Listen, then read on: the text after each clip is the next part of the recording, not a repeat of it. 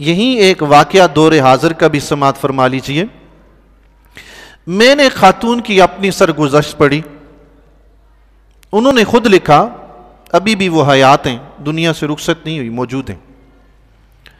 انہوں نے لکھا کہ میری پیدائش جس گھر میں ہوئی وہ دیندار گھرانہ تھا، ہمارے گھر میں پردے کا اہتمام ہوتا تھا، بچپن سے ہی پردہ مجھے اپنے گھر سے وراثت میں ملا، لیکن فرماتی ہیں کہ پردے کا لطف، سرور مجھے اس وقت آیا جب میں نے خود قرآن کریم کا مطالعہ کیا اور پردے کے بارے میں پڑھا۔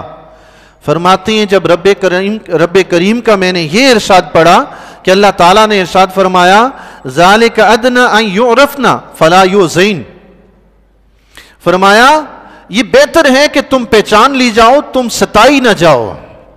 اس زمانے میں آوارہ اور اوباش لڑکے خواتین کو چھیڑتے تھے، اللہ تعالیٰ نے پردے کے احکام نازل فرمائے تاکہ مسلمان عورتیں پردے میں جائیں اور ان کی پہچان ہو جائے کہ یہ مسلمان ہیں، تو پھر وہ اوباش اور آوارہ لڑکے مسلمان خواتین کو نہیں چھیڑتے تھے، پردے کی وجہ سے ان کی پہچان ہو جاتی تھی کہ یہ با حیا خاتون ہے، بے حیا نہیں ہے، اس کے قریب نہیں جانا، اگر اس کے قریب گئے تو منہ کی کھانی پڑے گی، ان کی پہچان ہو جاتی۔ رب نے فرمایا پردہ اس لیے تاکہ تمہاری پہچان ہو جائے، فلا یؤذین، تو تمہیں ستایا نہ جائے۔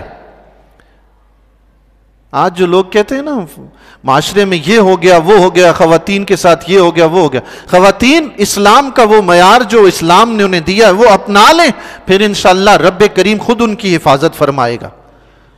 طریقہ جو رب نے بتایا ہے، اس خاتون کی بات سنیے، فرماتی ہیں جب میں نے قرآن کریم میں یہ آیت پڑھی تو میرا ایمان اور تازہ ہو گیا کہ یا اللہ اس پردے کی وجہ سے ہم ستائی نہیں جائیں گی، سبحان اللہ۔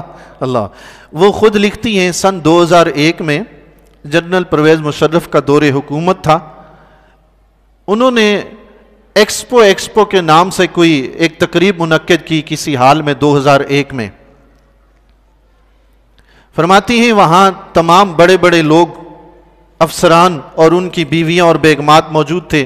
اس پورے حال میں اگر کوئی خاتون بپردہ تھی تو فرمایا وہ صرف میں اکیلی ہی تھی، بپردہ خاتون صرف میں ہی تھی، اور ان بیگمات نے اشاروں میں کنایوں میں مجھے یہ بات بتا دی کہ اس جگہ تمہیں پردہ کرنے کی کیا ضرورت ہے، یہ پردے والی جگہ نہیں ہے۔ لیکن فرماتی ہیں میں نے ان کی بات سنی انسنی کر دی۔ جنرل مشرف صاحب تشریف لائے تو سب سے ملاقات فردن ہونے لگی۔ کہتے ہیں ساری خواتین گئی، انہوں نے مشرف صاحب کے ہاتھ میں ہاتھ دے کر مصافحہ کیا، ملاقات کی۔